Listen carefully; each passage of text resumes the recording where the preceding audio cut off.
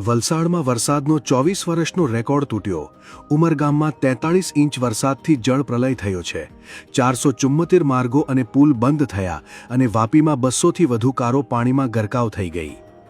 દક્ષિણ ગુજરાતમાં મેઘરાજાના રૌદ્ર સ્વરૂપથી વલસાડ અને નવસારીમાં પૂરની ભયાવહ સ્થિતિ સર્જાઈ છે। સતત 4 દિવસના ભારે વરસાદ બાદ માર્ગો ધોવાઈ જતા પંચાયત હસ્તકના 442 અને સ્ટેટ હસ્તકના 32 મળીને કુલ 474 રસ્તા અને પુલ પર વાહન વ્યવહાર ઠપ્પ થઈ ગયો છે। કોઈ દુર્ઘટના ન સર્જાય તે માટે માર્ગ અને મકાન વિભાગ દ્વારા અસરગ્રસ્ત રસ્તાઓ પર બેરિકેડ્સ લગાવી દેવાયા છે। કાર્યપાલક ઇજનેર ભાવેશભાઈ પટેલે જણાવ્યું કે જ્યાં પાણી ઓછું થઈ રહ્યું છે ત્યાં યુદ્ધના ધોરણે રસ્તા સમારકામનું કામ શરૂ કરાયું છે। તંત્રએ લોકોને બેરિકેડ્સ ન હટાવવા અને બંધ રસ્તાઓ પરથી પસાર થવાનું જોખમ ન લેવા ખાસ અપીલ કરી છે।